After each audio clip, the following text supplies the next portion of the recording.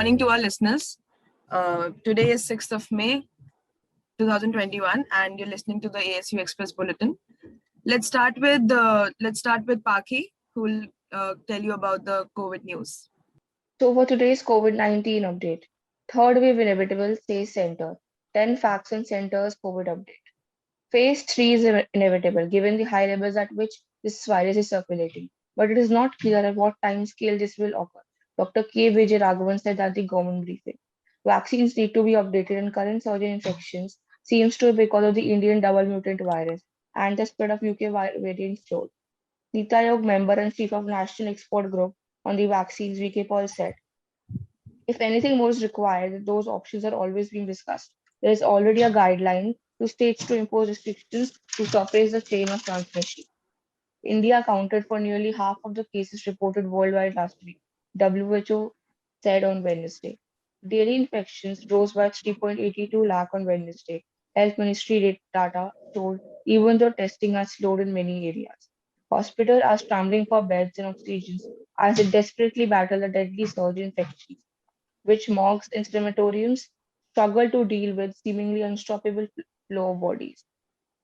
Medical experts say India's actual figures could be 5 to 10 times the official tallies. PM Narendra Modi's government has been widely criticized for not acting sooner to suppress the second wave. The opposition has urged a nationwide lockdown, but the government has appeared reluctant to impose one for the fear of the economic fallout. India's surge in infections has coincided with the dramatic drop in vaccination because of the supply and delivery problems. Thank you. Now let's listen to Subri what she has to say. Yeah, thank you, Paki. COVID-19 patients dying due to oxygen shortage is not less than a genocide, Allahabad High Court. Using very strong words, the Allahabad High Court on Tuesday observed that the death of COVID-19 patients just because of the lack of oxygen in hospitals is a criminal act, not less than a genocide by the authorities responsible for ensuring the oxygen supply chain is maintained. The remarks were made based on the several news items and posts doing the rounds on the social media regarding the death of COVID-19 patients due to lack of oxygen in Lucknow and Meerut districts. The court also ordered a probe into the incidents. A two-judge bench comprising Justice Siddharth Verma and Ajit Kumar passed the order on a few motor public interest litigation on the spread of COVID-19 in the state and the condition of quarantine centers. During the course of the hearing, Advocate Anuj Singh brought court's attention that the court portal listing all COVID-19 hospital beds available was not giving correct information. To confirm this, the bench asked him to call one of the numbers listed and inquire about beds, and it was found that the government data was incorrect.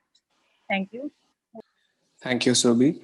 Continuing with the COVID news, ICMR issues new testing guidelines for COVID 19. Any individual with fever, headache, sore throat, breathlessness, body ache, the recent loss of taste or smell, fatigue, diarrhea should be considered as a suspect case of COVID 19 unless proven otherwise by confirmation of another etiology, the new guideline said. ICMR has recommended no RT-PCR tests if an individual has tested positive by rapid antigen test, an individual has tested positive once by RT-PCR test, one has completed 10 days of home isolation with no fever for the last 3 days at the time of hospital discharge, a healthy individual undertaking interstate domestic travel. Given the situation, the ICMR is recommending bringing back the focus on rapid antigen testing for mass detection. According to ICMR, individuals with symptoms identified negative by rapid antigen testing should be linked with RT-PCR test facility. The ICMR has made it mandatory to enter the information of vaccination status in the testing form for RAT or RT-PCR. This comes in the wake of people testing positive after one or both doses of the vaccine. Continuing to Mansi for more COVID news. Thank you, Bobby. High Court directs Centre Delhi to set up buffer stock of liquid oxygen in Delhi. The Delhi High Court has directed the centre and Delhi government to set up a buffer stock of 100 metric tons of liquid oxygen in the national capital within the next 3 days to ensure supply to hospital in case of any emergency. The division bench of Justice Vipin Sanghi and Rekha Palli said the Delhi government would need to provide the necessary areas where the tanks could be installed and also create infrastructure for the purpose of distribution of both liquid medical oxygen and cylinders. Let this aspect be examined and response be replaced before this court on Friday, said the court. The court also asked the city government to consider taking the assistance of IIT Delhi and Delhi Technological University to prepare a blueprint for the supply and distribution infrastructure needed to deliver liquid oxygen and cylinder to hospitals within the territory. Now moving on to Muskan for national news. Thank you, Mansi. Grieving daughter jumps on father's body during COVID cremation in Rajasthan. In a tragic incident, a 34-year-old woman sustained severe burns in Barmer, Rajasthan after she jumped on the funeral pyre of her father during his cremation. Her father had died after contracting COVID-19, police said. Damodar Das Sharda, 73, died at a hospital in Rajasthan's Barmer district on Tuesday due to COVID-19, they said. While Sharda was being cremated, the youngest of his three daughters, Chandra Sharda, suddenly jumped on the pyre. The police told news agency Press Trust of India, adding that although she was pulled out of it by people around, she sustained around 70% burn injuries. She was taken to a hospital nearby and later referred to a hospital in Jodhpur for treatment. They told Press Trust of India. The police officer said the youngest daughter has insisted to go for the crematorium for the last rites. Updates. Thank you, Muskan. Following with another headline of today's national news, External Affairs Minister S. Jaishankar, in an exclusive interview with ANI, advised Indian missions amid COVID that there was a need to filter noise and focus on addressing the medical requirements that will help deal with the virus.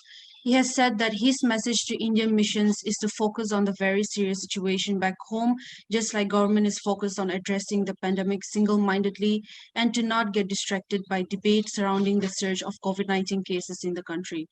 I have embassies who are working with shipping lines, airlines with different countries creating hubs. You know how big the oxygen challenge is.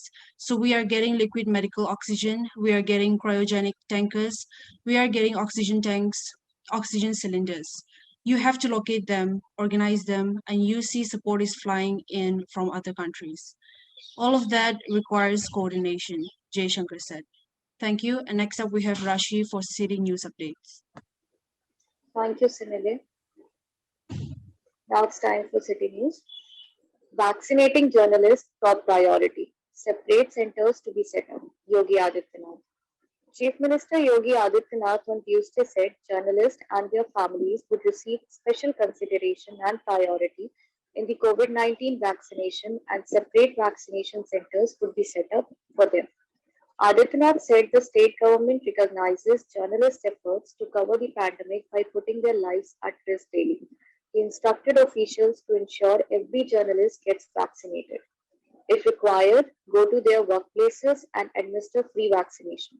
All those above 18 years of age will be vaccinated in the families of journalists, the Chief Minister said. Now the breaking news coming in. Former Union Minister and RLD Chief Ajit Singh dies of COVID-19.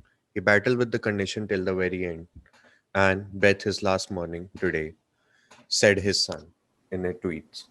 Now moving on to Shubhankar for more local updates. Thank you, Aman, for the breaking news.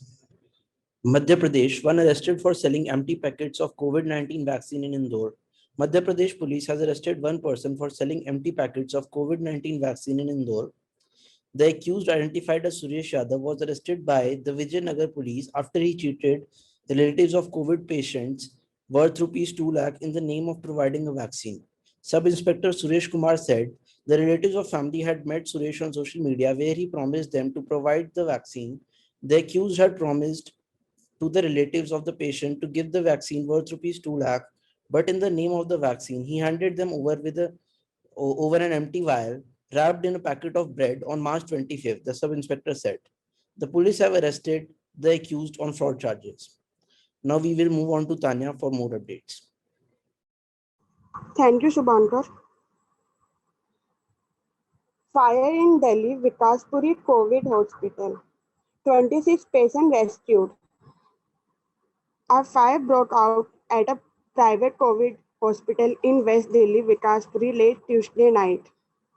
But the firefighters and hospital administration were able to rescue all patients in time. Of the 26 patients rescued from the hospital, 70 were those admitted with coronavirus infection, said Atul Garg, Direct Delhi Fire Service. No patient of anyone else was injured in the blaze. All were rescued safely with the help of hospital staff, said Garg. The officer said that the call about the blaze was made around 11 p.m. from the UT nursing home. We were told that it's a COVID hospital with infected patients inside. We sent 8 fire tenders, said Garg. The blaze, which allegedly began in a store located on the first floor of the building, was controlled by 11:45 p.m. The cause of the fire remains unclear. Now Anvita 10 for editorial page. Thank you, Tanya. Time for the editorial. Simple steps, great experience. The government vaccine centers in Delhi are being widely applauded. Through many reviews and personal experience, I realized that it is surprisingly a well-managed system. Even though there are big waiting queues outside the center, everything gets over within 1 hour for most of the people. Unlike many other government settings, these centers follow proper social distancing protocols. Inside the center, the crowd is properly distributed between 4 rooms, which makes it a lot easy and tolerable. Getting the shot itself is a very pleasant experience, with medical staff trying their best to make one comfortable and talk you out to minimize the pain. After the vaccination is done, you are told to wait in an observation ward for half an hour in case you feel dizzy or nauseous. So overall, a pretty experience.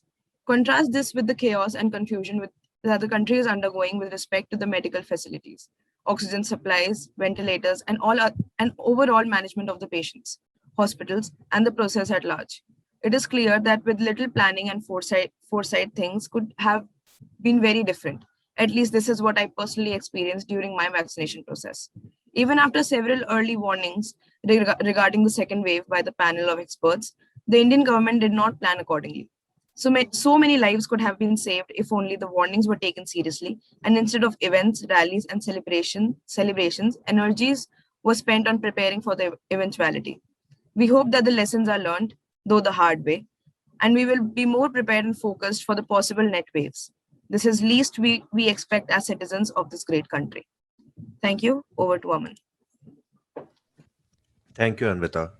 Well, if only the government would have thought just like you. Now, on to the op-ed of the day. Election Commission diminished. Any list of winners and losers in the just concluded round of assembly election will have to include in the category of losers a non-combatant, who is in fact the referee, Election Commission of India, a constitutional body that draws its mandate to conduct free and fair elections from Article 324 and has built for itself an enviable reputation for impartiality and a formidable cache of public trust. The EC has appeared all too pliable to political pressures amid a pandemic. In the poll aftermath, it continues to let itself down by approaching the Supreme Court with a special leave petition against the oral and sharply critical observation by the Madras High Court about its superintendence of the election. The HC said, as a lament, that perhaps it should face murder charges by complaining that they are uncalled for, blatantly disparaging, and derogatory, and then suggesting that a line is drawn so that they are not reported by the media. The EC shows unbecoming prickliness and worse. Now that the elections are over, instead of running the court and protesting too much, the EC would do well to take a moment of pause and do an honest reckoning. It has invited serious questions from the beginning of the poll exercise. Its 8-phase schedule for the West Bengal poll seemed overlong, especially amid a pandemic, and the demarcation of phases and geographies appeared to favor the party that rules the center, the BJP. While elections were on, the EC made only desultory attempts to ensure that COVID protocols were followed by candidates and parties. Trust in an institution, once earned, must then be maintained. That takes constant vigilance and work. The EC must know that the impression growing in late that it has let itself go. It should begin by withdrawing its self-indulgent an ill-conceived petition from the Supreme Court. Now, moving moving on to Avni for some world news. Aman for the op-ed. Moving to international news, Donald Trump launches communications platform. Washington. Former President Donald Trump on Tuesday launched a space on his website where he can post messages that can be shared by others through Twitter and Facebook, site where he remains banned. The move comes a day before a decision from Facebook Incorporation's oversight board on whether to uphold Trump's indefinite suspension from the platform. Trump was barred from a slew of social media platforms following the deadly January 6 storming of the US Capitol by his supporters. Trump's senior advisor Jason Miller said in a tweet that this collection of posts was not the social media platform that Trump has plans to launch. We'll have additional information coming on that front in the very near future, he tweeted.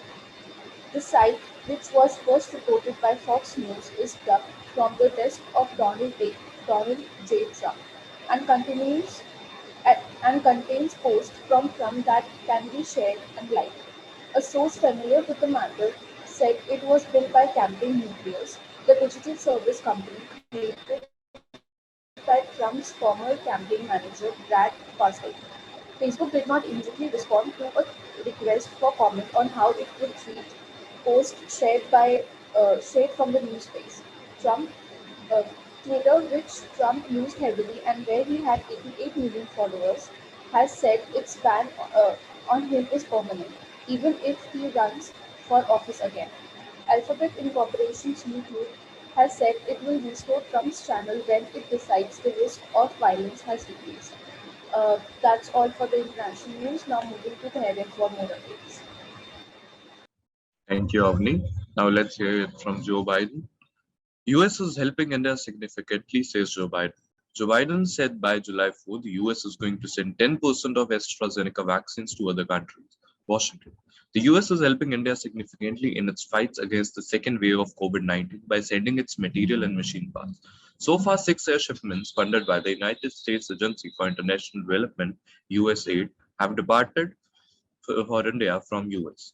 These flights include health supplies, oxygen cylinders, N95 masks, and medicines. We are helping India significantly, says Joe Biden. I spoke to Prime Minister Narendra Modi. What he needs most is the material and the parts to be able to have his machines that can make the vaccines work. We are sending him that. AstraZeneca vaccine is being used around the world, but has not been approved for the use in the US. There are a lot of components that the Indian government has expressed a vital need for. More flights are on the way, with total existence expected to exceed 100 million US dollars.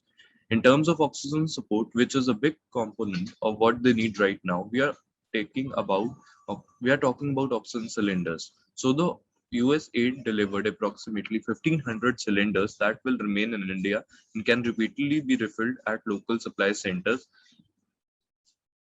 Thank you. And now I hand over to Srishti. Thank you, Dhairya. Moving on. Myanmar announces ban on satellite TV as security threat. Myanmar's junta-controlled media announced a ban on satellite television receivers on Tuesday, saying outsider broadcasts threaten national security and also threaten to jail anyone caught violating the measure. While mobile internet access largely cut off in a bid to quell the anti-junta protests in February coup, Myanmar has increasingly appeared headed back to the state of isolation that preceded a decade of democratic reforms. Illegal media outlets are broadcasting news that encourages those who commit treason, they said.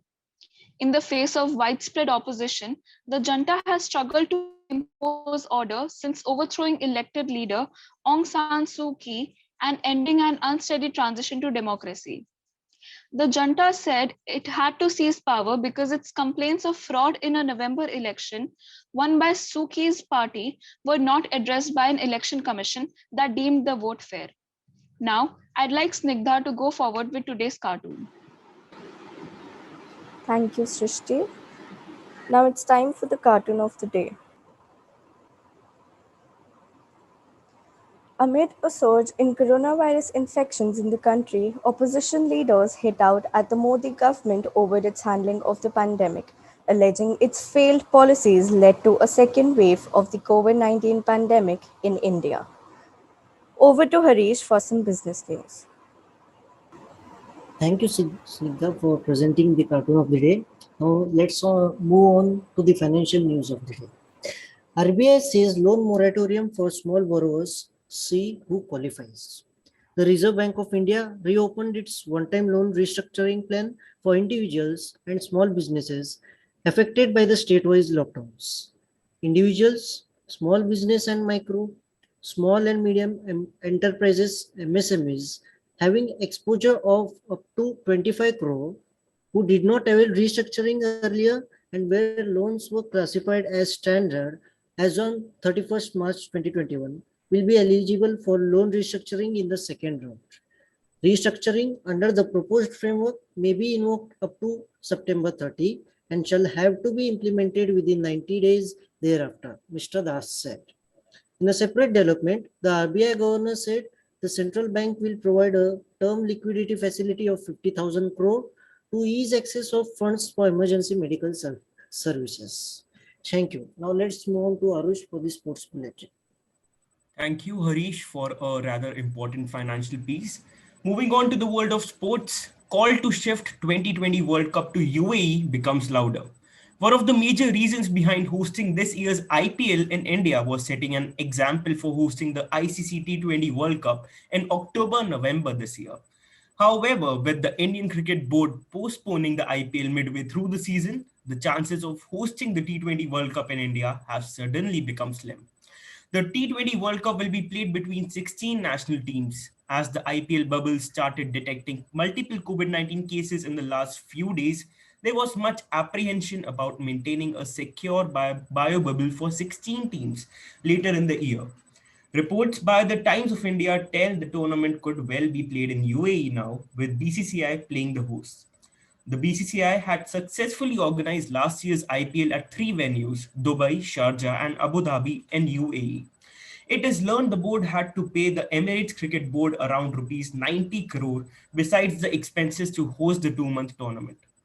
And with that, here's Agastya with some updates from the science and tech front. Thank you for the update, Arush.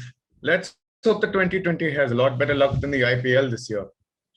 As for the science and tech news, after Ingenuity's successful Mars flight, NASA plans to fly a huge rotorcraft on Saturn's.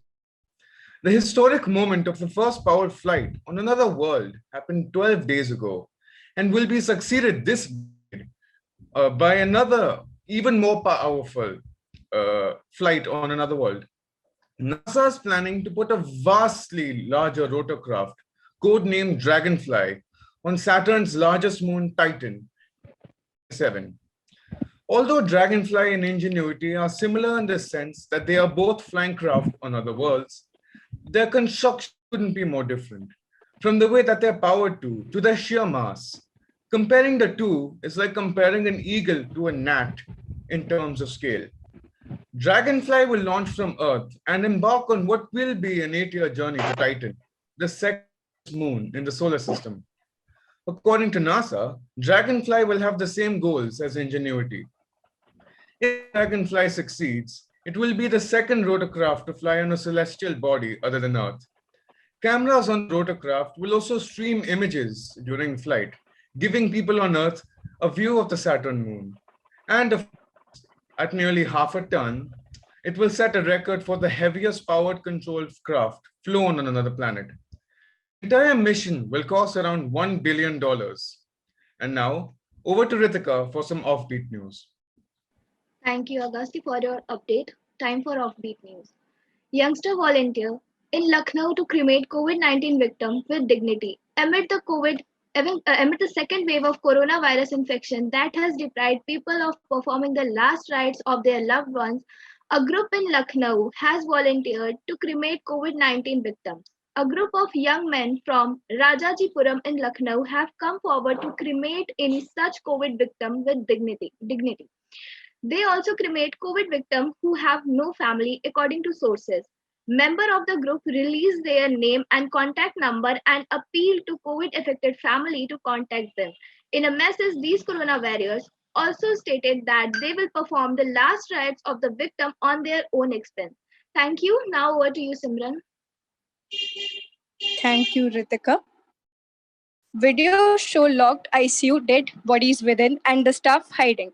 In viral videos from 5 days ago, families of COVID victims enter a Gurgaon hospital to find no doctor or staff and come up against locked ICUs. Then, in a horrifying moment, they enter an ICU to find body after body. In the chilling clip, the camera focuses on patients lying still in ICU beds and a person saying in the background, dead, dead. 6 COVID patients died on Friday night at the Kirti Hospital in Gurgaon, the day the videos were taken, reportedly due to oxygen shortage. 3 of them were in the ICU. The videos show relatives running around wards, finding not a doctor or staff member, just empty desks. Neither the doctor is here nor the chemist. No one at the reception. There is not even a guard, says a voice. The relatives claim doctors and staff abandoned ICU patients and fled after the hospital ran out of oxygen. They angrily confronted the police. Coming up next is Trisha with the entertainment beat. Thank you, Simran. Moving on to entertainment update. Bollywood actors who will debut in the digital space in 2021, Shahid Kapoor, Madhuri Dixit, Ajay Devgan, and Sonakshi Sinha. Streaming platforms opened up a plethora of opportunities for actors during 2020, and several Bollywood celebrities have swiftly migrated from the big screens to OTT. From Kajol enthralling the audience with a performance in Tribhanga to Abhishek Bachchan entertaining fans with The Big Bull, Bollywood actors multiple streaming platforms ever since the country went under lockdown last year. This year too, some interesting OTT debuts are being planned.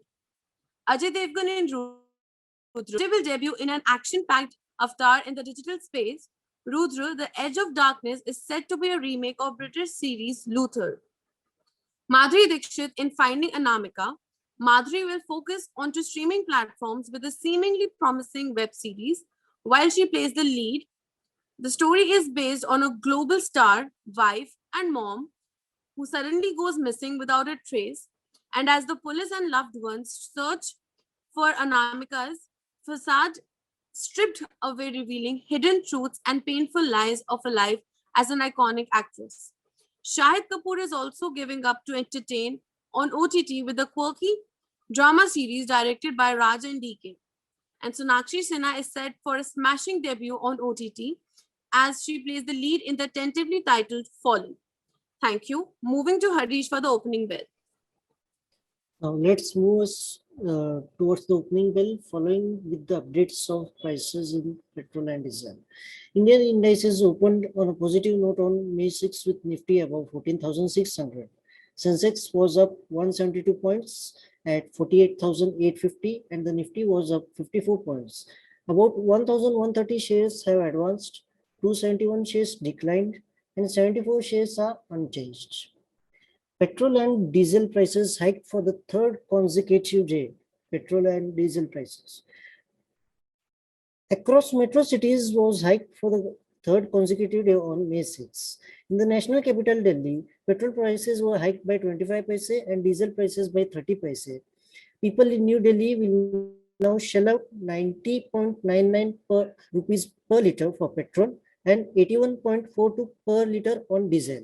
In Mumbai, the prices increased to 97.34 per liter and 88.49 per liter for petrol and diesel respectively. Thank you, Harish. And thank you to our listeners. We'll meet you tomorrow at the same time, same place. Till then, stay safe. Take care. Thank you. All right, viewers, we are done up with the day. I request you to please stay connected with us. Stay insured. Thank you. Thanks a lot.